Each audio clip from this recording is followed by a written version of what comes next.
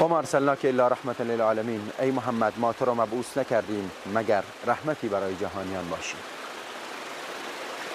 نحوه رفتار رسول خدا صلی الله علیه وسلم با همسایگان کاملا متفاوت و اخلاق رسول خدا و توصیه و سفارشاتی که رسول خدا صلی الله علیه وسلم در مورد احترام به همسایه تقدیم نمود در هیچ قانونی یافته میشه.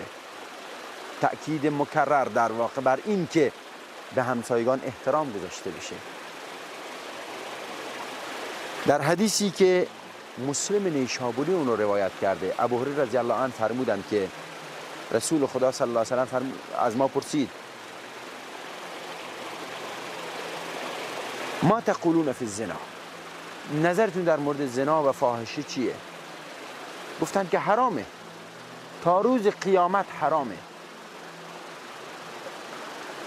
رسول خدا صلی الله علیه وسلم فرمودند که به خدا قسم اگر شخصی 10 مرتبه مرتکب فاحشه بشه با غریبه بهتر از اینی که با زن همسایه مرتکب فاحشه بشه.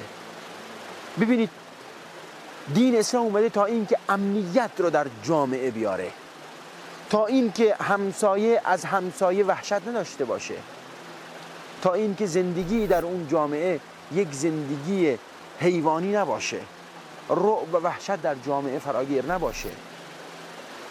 زنا حرامه، اما به همسایه گناه 10 برابر بزرگتره. و رسول خدا صلی الله علیه وسلم سپس پرسیدن نظرتون در مورد سرقت و دزدی چیه؟ صحابه عرض کردن ای رسول خدا حرامه. رسول خدا صلی الله علیه وسلم فرمودند که اگر شخصی 10 مرتبه سرقت انجام بده با یک میزان بهتر از اینی که یک دفعه از خانه همسایه سرقت کنه. تأکید اسلام را ببینید، زیبایی های اسلام را ببینید، توصیه و تأکید به این که در جامعه امنیت فراگیر بشه، همسایه از همسایه وحشت نداشته باشه، کسی از همدیگر نترسن و این در جایی جز دین اسلام یافت نمیشه.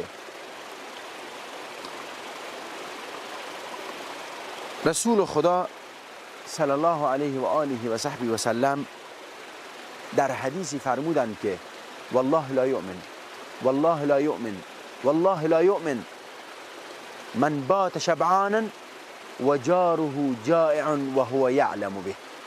به الله قسم ایمان نمیاره، به الله قسم ایمان نمیاره، به الله قسم ایمان نمیاره کسی که شکمش سیره، خوابیده و شب میخوابه و همسایه‌اش گرسنه است و از فرط گرسنگی به خود میپیچه و در حالی که اطلاع داره این همسایه‌اش گرسنه است،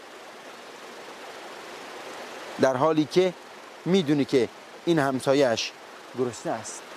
و این اخلاق رسول خدا صلی الله علیه وسلم در نحوه در واقع ادای حقوق همسایه بود. در جای دیگر رسول خدا صلی الله علیه وسلم حتی به این مطلب رو توجه کنید.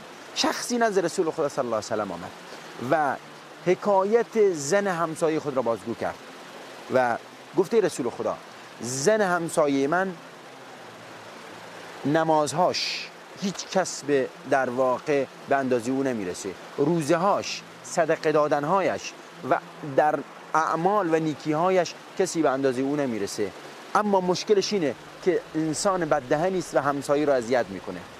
رسول خدا صلی الله علیه وسلم میدانید چی فرمود؟ فرمود هی فی النار، این شخص در آتش جهنمه، این شخص در آتش جهنمه.